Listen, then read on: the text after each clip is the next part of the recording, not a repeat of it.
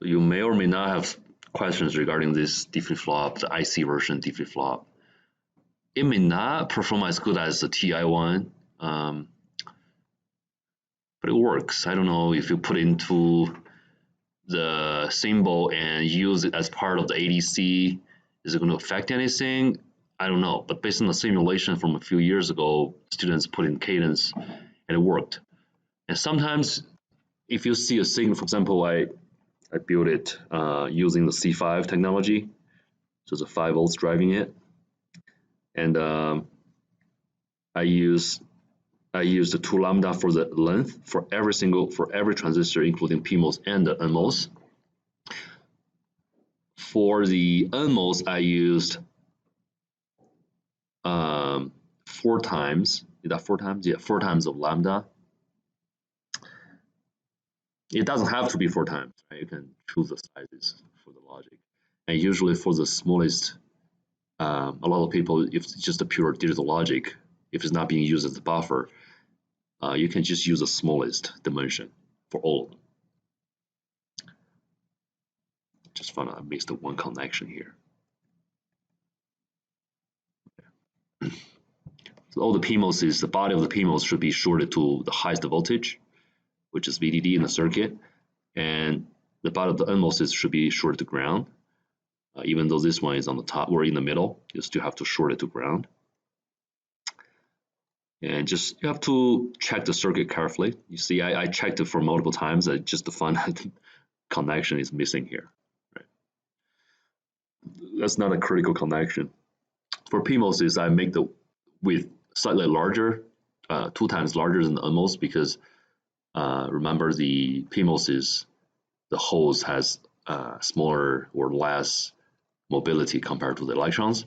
So if you want to have the switching point of the digital like inverters and gates around 2.5 volts, the NMOS should be wider, because PMOSes should be wider because the PMOSes are generally weaker than NMOSes. So make it wider so it's stronger when it's pulling it up to VDD to keep the switching point in the middle as best as you can, even though it's not exactly in the middle. All right, so if we run the simulation, you may have a result like that. I don't know if Ian has this result or just totally didn't work. If it totally didn't work at all, which means some of the connections are wrong, something else. But if you reach this, the connections are right, but because it's working, but has a lot of glitches, like spikes, and they're pretty big. You can see it's shooting to like 2.5 volts from 5 volts. So what is the reason for that?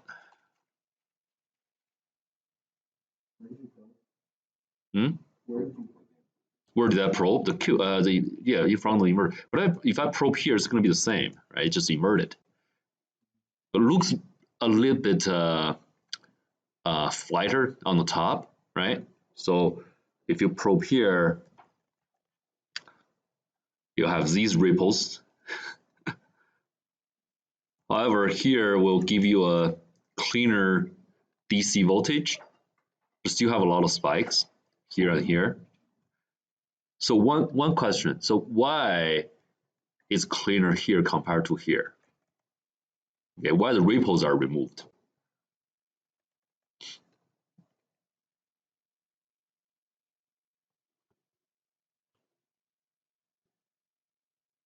Because the inverter is performing as a buffer.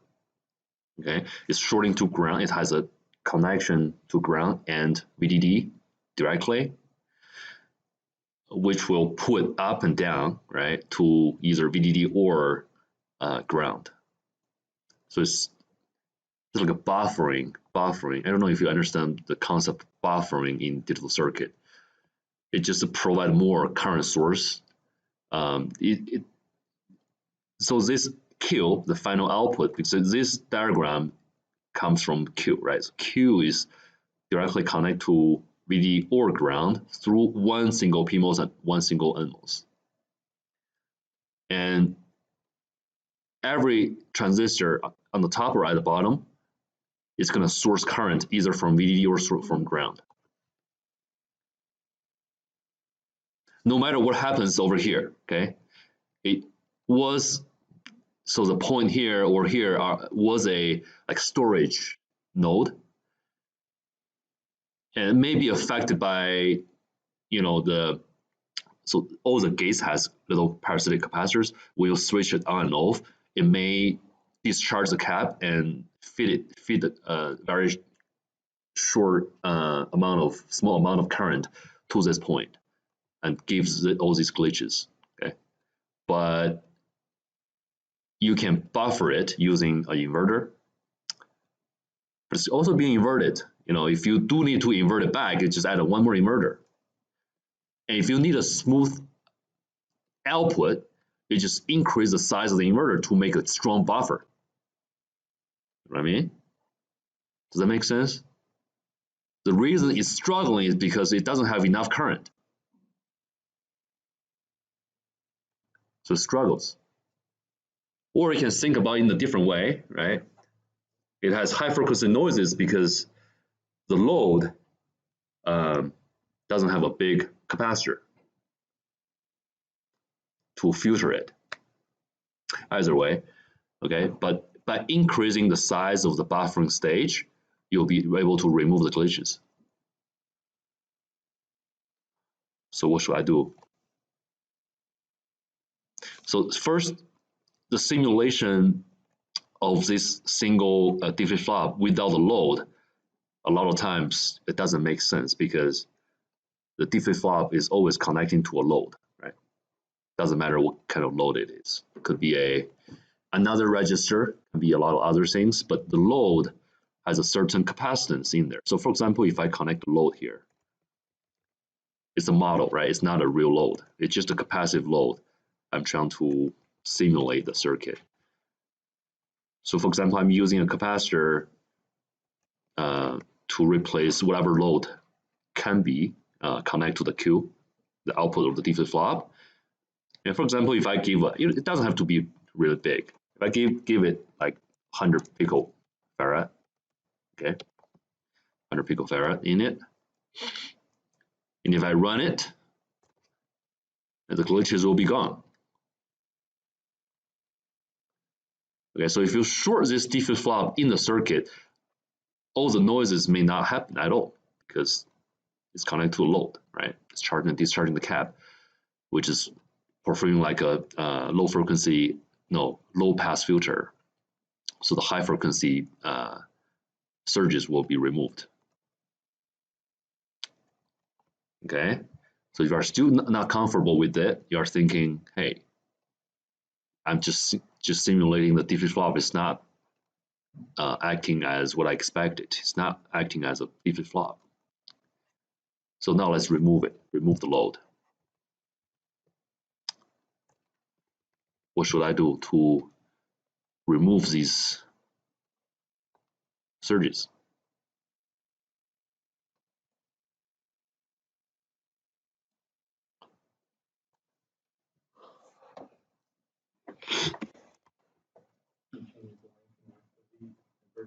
Or just the width.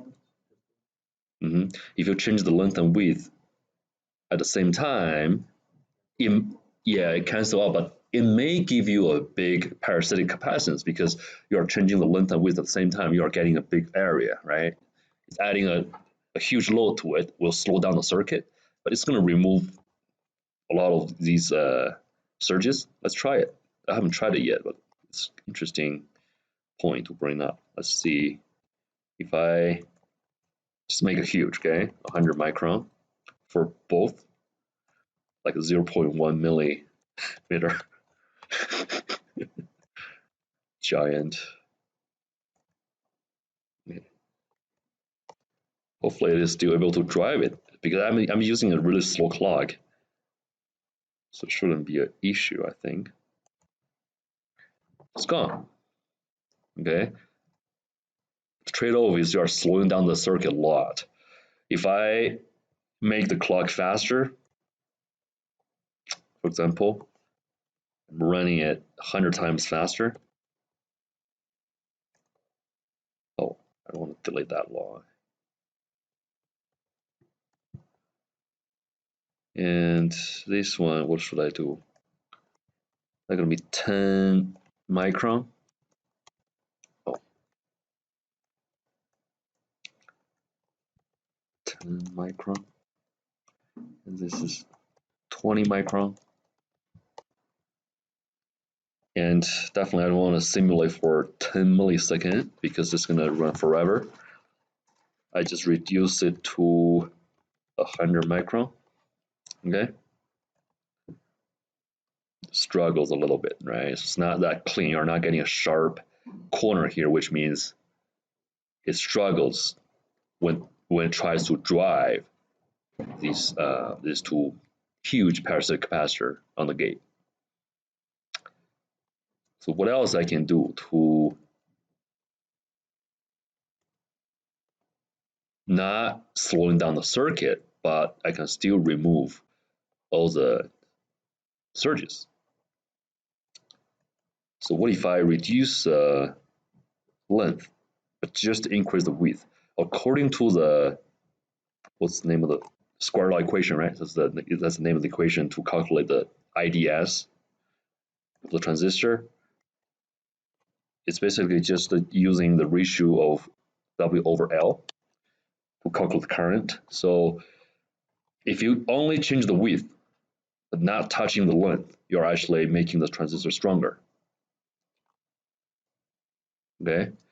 So if you have a strong transistor on the top and bottom, they will be able to source current from VDD and ground more efficiently in order to remove all these surges. So now I'm still using 100 micron as a width, so and I reduce the length by 100 times, and now the capacitance of the parasitic capacitance of the gate has been reduced by 100 times. Okay, because the area has been reduced by 100 times. But the width is not being changed, which means it becomes stronger, but the parasitic capacitance is lower. So it's being improved in both directions. So I think it's not going to struggle like this anymore, first. And second, it's going to be super clean. That's what I expected. I haven't run it yet, but let's see. If I run it, it's just perfect. It runs like what we expected, okay?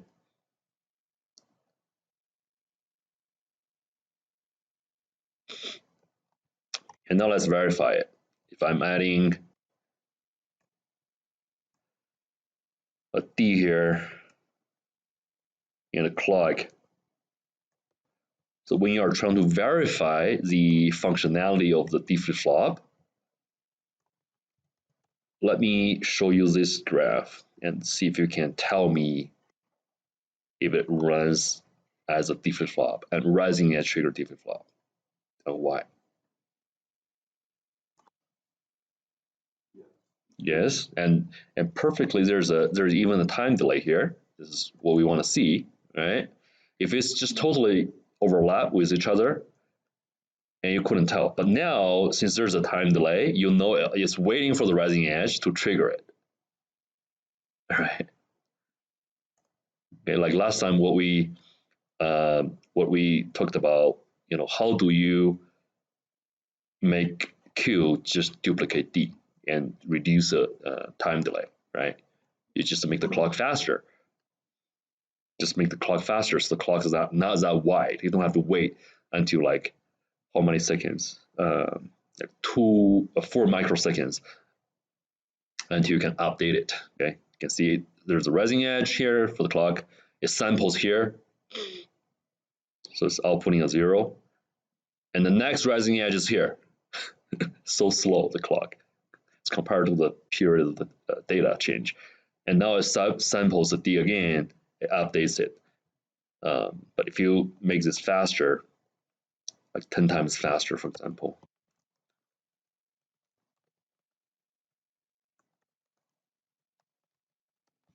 okay, run it again. Seems like Q is duplicating D exactly, but there will be a slightly difference here if you zoom in. We're still waiting for it, right? This is how we verify it. This is a rising edge trigger D flip-flop. How do we set and reset it? Save this.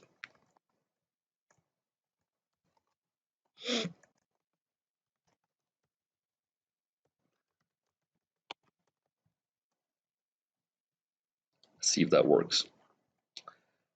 So I'm going to duplicate this guy. Put it here.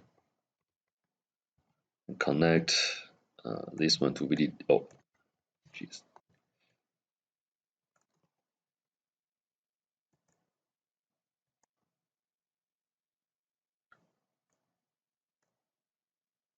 So when you draw the schematic of this, the trick is you want to set up all the parameters like the width and length and the parameter, the model for one, and then you duplicate it from there. So you don't have to change every single one's parameter.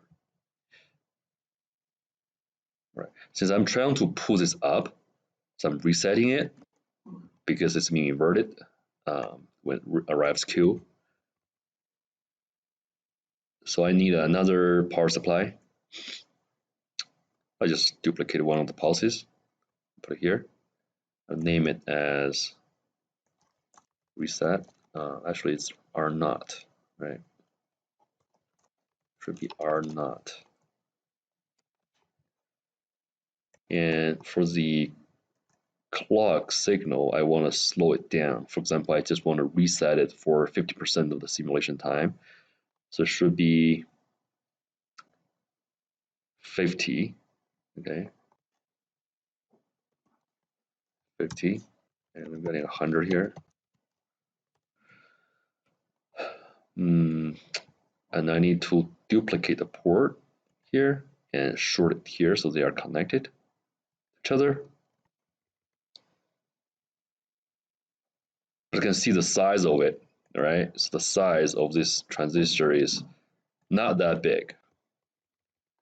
So I don't know if it is able to pull it up to VDD strongly. Let's try and see what's going to happen. Look at Q. Seems like something happens. All right. Plot plane. 6 volts.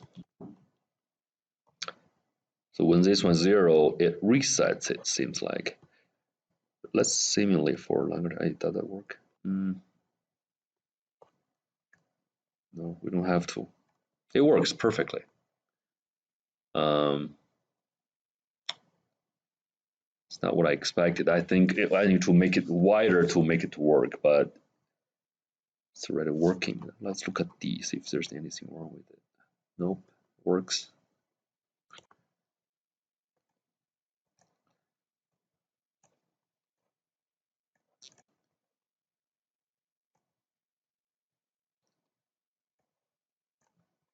So if I simulate for longer time, now let's see if this still works. 10 times more. Run it. Okay. It's always resetting it, right?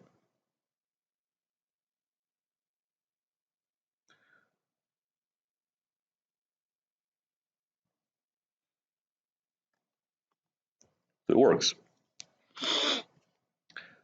What about sighting? So for sighting, we need NMOS at the bottom. We'll duplicate the NMOS here. So for this guy, now I think it needs to be, so I need to change it. Give a 5 volts there. So it's not resetting it.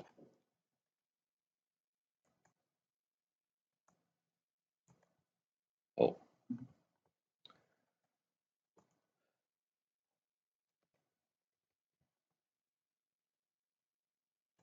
Let's start with the smaller dimension first.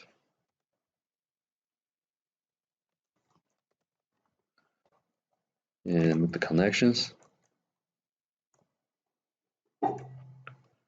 Connect to here. Connect here. And for here, I just duplicate another. Grab it here down. Duplicate this source. And name it as set. And I don't want to spend the time to build an inverter in front of it, so let's just use a set without a bar. And I need a pulse function, 0, 5, time delay, 10 micron, T rise, make it sharp, okay, just 1 picosecond. T on, I will use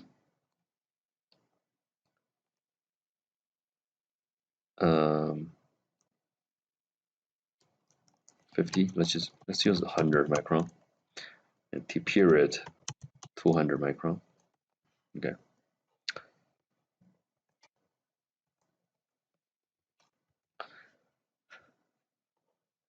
And I need to connect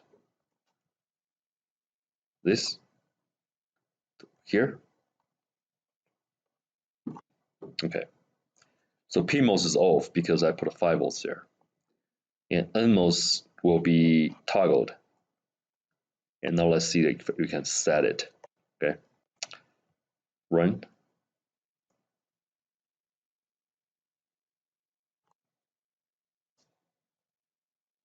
What's happening? VRN. We're not simulating VRN, right? So we are simulating S.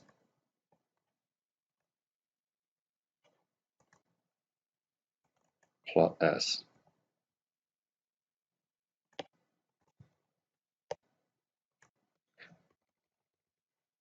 So when it's trying to, wait, let me plot it 5, 6 volts here. So when S is 1, it should set it, right? Because 1 is going to turn on the PMOS, the NMOS. If you want to make an S bar on the top, 0 active, you have to add an inverter in front of it, right? But I just don't want to spend the time to do it. But now, seems like it's not able to pull it down to ground. What's the solution to it? Make it bigger. In where? 100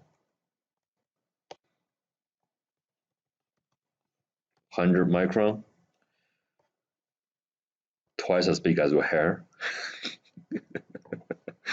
Your hair is 50 micron, right? The diameter of your hair usually is 50 micron. So a transistor is bigger than your hair. See if that works, please. Yeah. Works, right?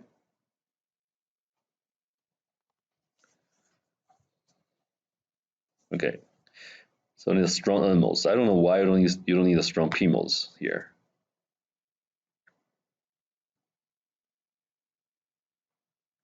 Should be the same, but I have to dig too deep into this logic and see what's really happening. So it seems like this one may be on when you have to compete with this guy, with the NMOS.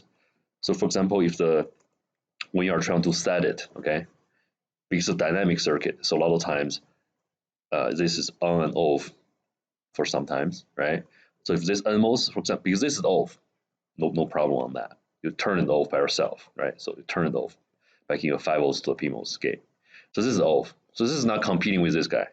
However, if this is 1, as this is on, right? If this is on, sometimes, then there will be probably 50% of the time it's competing with this guy. So it's like this is pulling up and this is pulling down. So in that case, you have to make your NMOS stronger. That's probably why. right? Because the gate of this NMOS is different from the signal line of the gate of the PMOS here. So there might be a chance that this is on at the same time. But don't believe me, let's make this as big as the other one. Let's see if that's the case. Okay, I'm pretty sure it won't work anymore. Let's try it.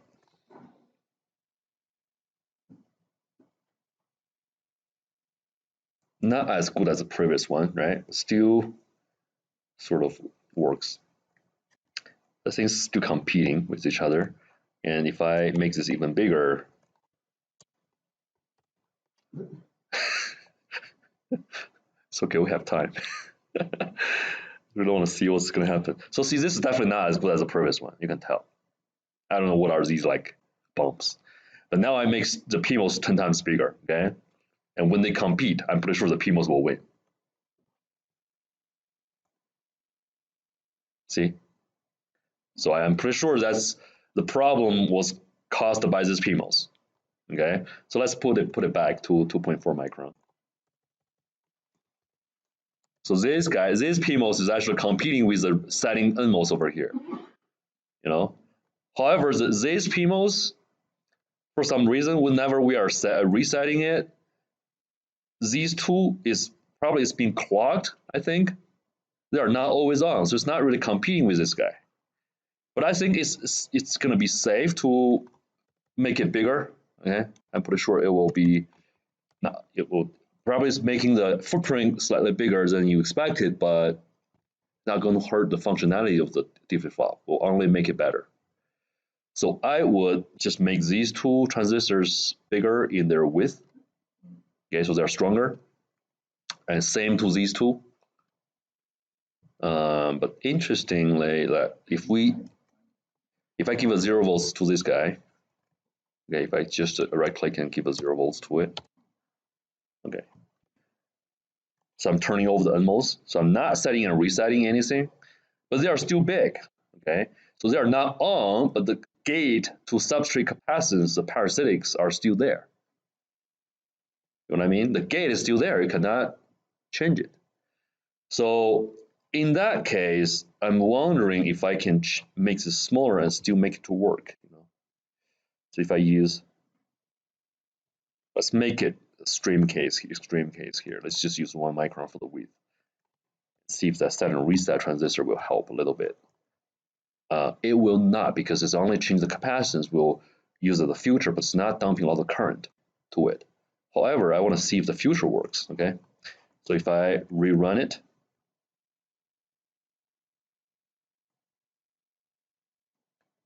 I think it works because of the filter effect, but it's not helping to make it's actually okay, okay? I think it's because I have a pretty slow, it's not really slow actually. If you look at this clock, it's running at 200, a few megahertz at least, okay? So, but you can see these small glitches. Oh, if you zoom in, it's gone. Okay, anyway. See if there will be any difference.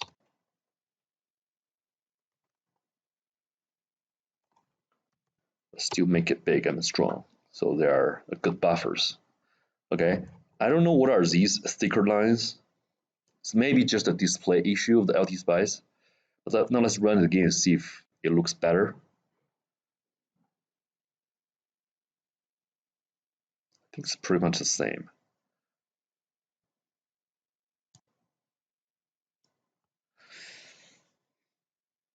All right, so when you design the circuit, you should like adjust the parameters, the width and length, like what I did, I think, a lot of times. You know, even for digital circuit, they have some driving issues.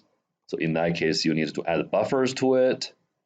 So it's providing more connections to VDD and ground, right? Because when you turn it on, it definitely turn on one of the channels, either on top or the bottom. So it's just adding one more line to the VDD or to ground. It's called buffering because it's providing more current to it. If you have a wider pipe, so what we can imagine is when you're adding inverters, you're adding pipes on the top and bottom. So on the top, you're actually sourcing water from the top, like water source. You just and at the bottom, the pipe is actually draining the water to the ground. Okay? If you have a huge pipe being added there, you're just adding more connections to either VDD or ground. So that's why it's making your circuit stronger. Okay, or increasing the driving capability of it. Keep in mind. So you can drive more capacitive load. For example, you have a bucket as the load, as the output. Okay. If you have a big pipe, you can imagine, right? If you have multiple stages, it's just even better. It's because the current is flowing into the same output. It's just one line here, one pipe, one output. If you got more stages, it drives the load more efficiently. It's like you have multiple pipes in parallel on the top to dump water into the bucket, or you're discharging or pumping the water from the bucket and drain it to the ground. Does that make sense? Okay. I hope you can build that sort of model in your mind when you are designing digital circuits. You should know that you can add buffers by using even number of inverters. So it's not changing the logic, but adding more driving capability to the circuit. Make sense? Does that make sense? All right.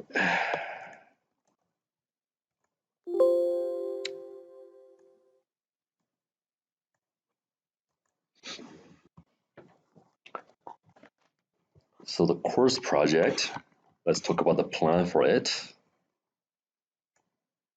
I'm supposed to have a quiz today for the flip-flop analysis. What I'm trying to do is like what I did last year. Okay, so I want to let you guys come over here to explain the transitions for me. I'm not going to use the set and reset; it's a little bit more complicated. And also, I'm not letting you guys do the IC flip-flop as well. So let's just do the very simple version of it. Just this one. Should be doable, right? And I have the recorded lectures on it here. You have notes you can see here, right? I have all the marks on this schematic. So I need to verify that this is a rising edge triggered D flip-flop. So verify it is rising edge triggered and also it's a D flip-flop. So which means you have to tell me that Y is not changing during the 0, when clock is 0, and when clock is 1. So it's not changing Q, but only happens at the rising edge. We can do it probably next, maybe on Friday, so you can prepare for it. All right? That's a quiz, yeah. Yeah. Should we have done that on the homework as well? That's a simulation, right? Analyze the 3 DFF and build them in LT Spice. That's a simulation. But I mean, the quiz will be. So we didn't have to do those by hand? You do. Oh, you do. Yeah, yeah. You just label it. It's just a practice to prepare for the quiz. But we should do all 3 states on the rising edge when it's 0 and then still 0. You just use D. I think for the TI one, I just used the D. I didn't use 1 and 0s. But for the IC version, I think I have to do it on 4 different pages. So that's why I'm not letting you guys do it in the class. You know, is that clear for my expectations? Okay. So at least you should either sit here or stand there. You can use my document camera if you want, which is better, and go through the process. It should be really easy, okay? Just for this one, doesn't even have a reset and reset. Just go through all the signal lines and verify it's a rising edge trigger D flip-flop.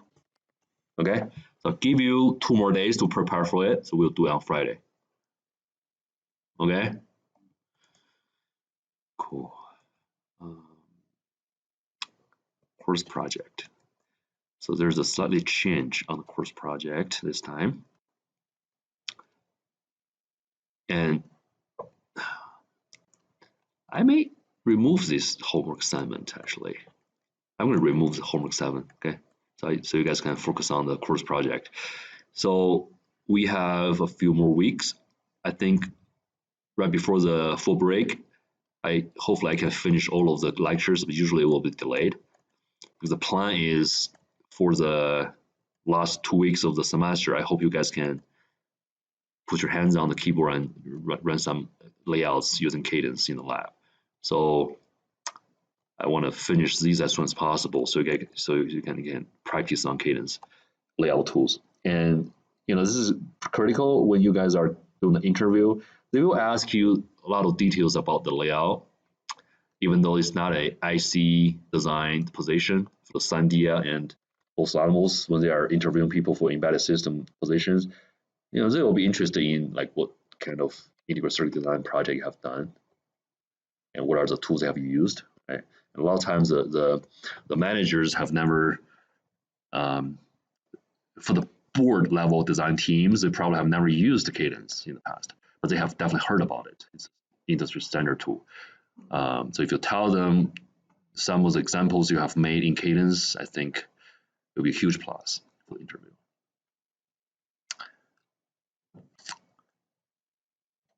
Okay, so click this link, you can get into the page for the course project. So the course project will be done in Electro VLSI. Okay, and the example here, it uses 50 nanometer technology in the textbook, which is not manufacturable, just a model file,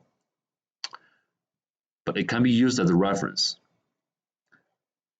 because you can directly click the simulation button and you can get the same result that, as what I have in the tutorial.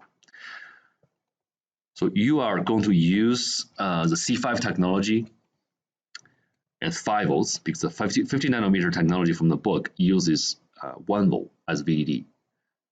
But for here, it's going to be 5 volts for C5 because the threshold voltage is somewhere around like 0.7 volts for C5. So 1 volt will be not good enough to turn it down to the saturation region. So you need a 5 volts usually. So duplicate the work in Electro VLSI, and you must use C5. It must include simulation results and discussions of each function block to receive credits, and must be DRC clean. Okay.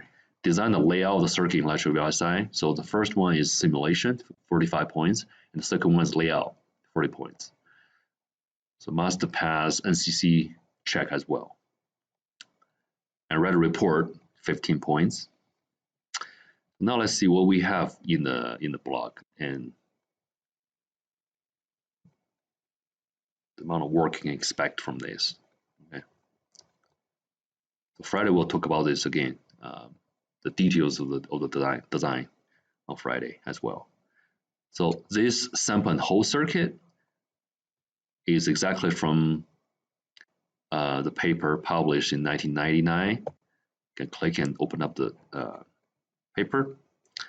You can find a schematic over here. Okay. We'll talk about the details in a bit.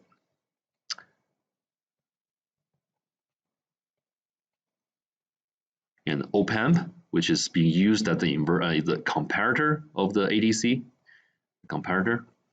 And it has two components. One is the main part of the op-amp. Another one is biasing circuit, because NMOS and PMOS on top and bottom need to be biased at a certain voltage, like biasing the VGS actually, or VSG for the PMOS. So we are not getting into the details of op-amp designs. It takes like another semester to learn the details. We are directly using the schematic from the textbook. It even provides a layout. So if you download this package, opamp.zip, this is from the CMOS EDU textbook from Dr. Baker's class. So if you download it and you open it up, you can see it has a lot of files. It's just one entire op-amp design, has different versions of it. And there's a PDF, I think many years ago, his students designed the op-amp in lec32. This is a chip layout view of the op-amps. I think these are the op-amps with different stages.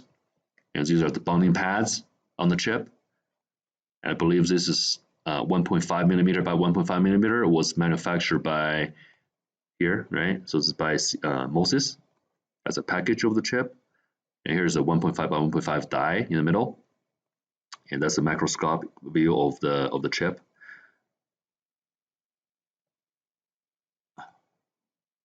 There are the bonding pads, usually 75 micron.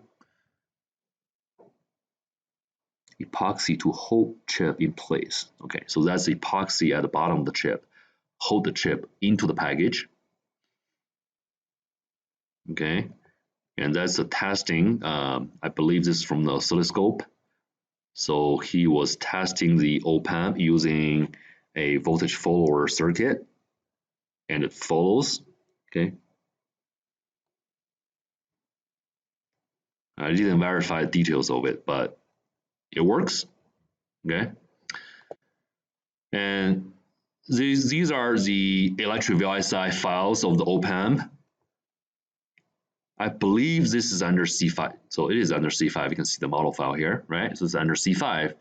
So you can directly probably copy and paste this op-amp into your design and wrap it up into a triangle shape and get a comparator from it.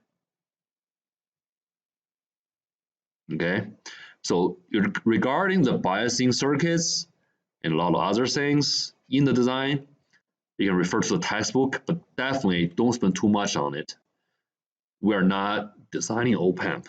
So this is one of the 600 level graduate school op-amp analog circuit design class. They learn all the details, the gains and everything, AC analysis for the op-amp for the whole semester. We're not doing that here. Okay, just use it. So right here, provided, just use it.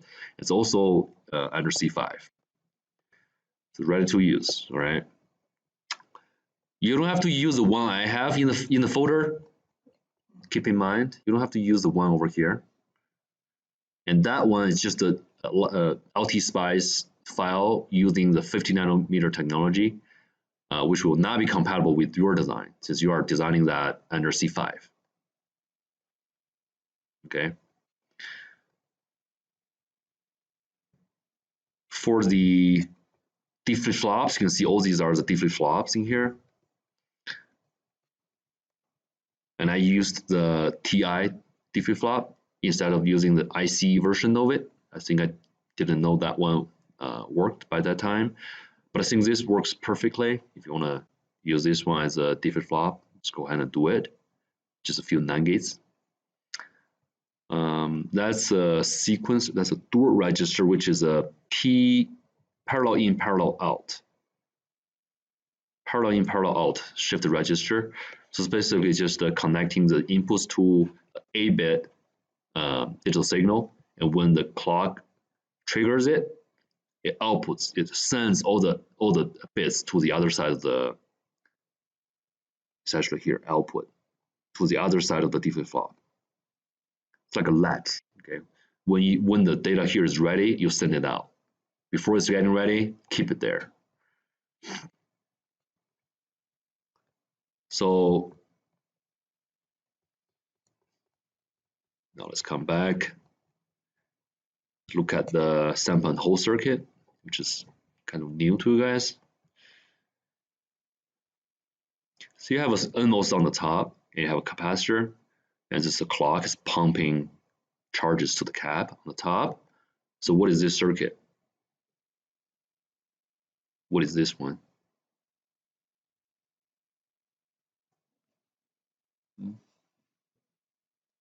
We just talked about this on Monday. It's a charge pump. Okay, so it's pull and pushing it pull and push charges to the cap, and because of the electric field. So whenever it pulls down, right, pulls the current out of the plate, the bottom plate, V high here will dump charges to the top plate. So the voltage here becomes what?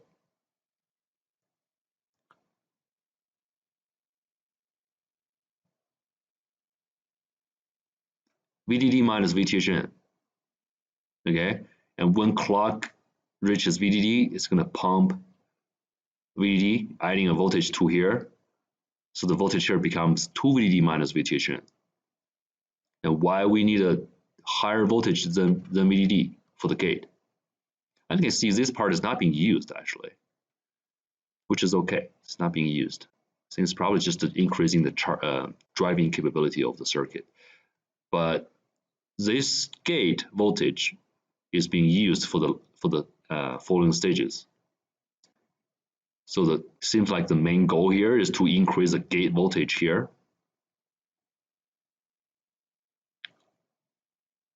Okay, why? Why is that? So I'm telling you that I want to transfer, or I want to dump, or I want to connect this point to VDD without losing that VTHN voltage. Okay, what can I do? Look at the show you guys real quick.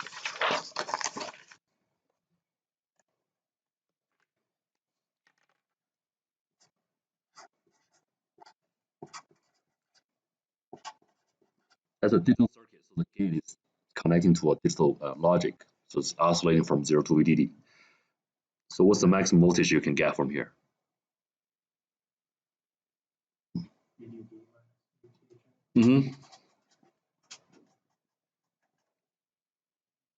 Does everybody understand this? Make sure I understand this, okay?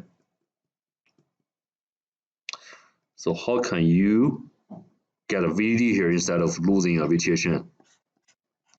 How? You want to change the power line? No, the power line is being shared with all other circuits on the chip. You have all different circuits are shorting to the VDD, providing 5 volts. It's not changing. You don't want to change the power supply, right? I'm going to change that one just for this simple application. One of the circuits, one of the million circuits on the board, and you will have to change VDD. Don't do that. What else you can change? What else you can do? No.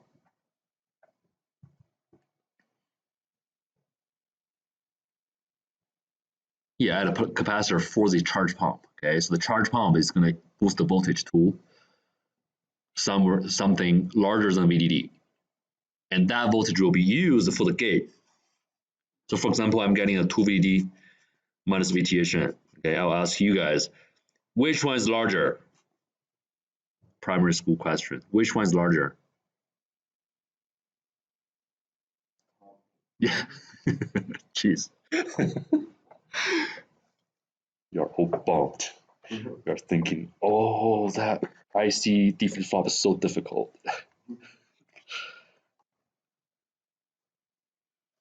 This is larger, right? And the charge pump, I just told you, the charge pump was providing this voltage to the gate. So you're not having this one at the gate, but you're having a higher voltage at the gate right now. Would that help? And why? So I'm telling you that since I have VDD here, okay, if I turn on this gate more by using a higher voltage, I will be able to transfer the entire VDD to the source. Do you believe that? And why? It's a really practical question. So why I'm able to transfer the entire VDD to the source by increasing the gate voltage?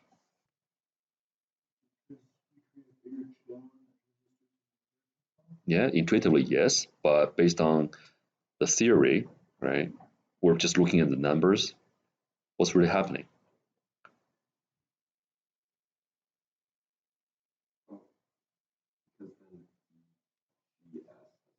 Right. Yeah. So what is VGS now? Which is big, right? It's huge. It's way larger than VTHN.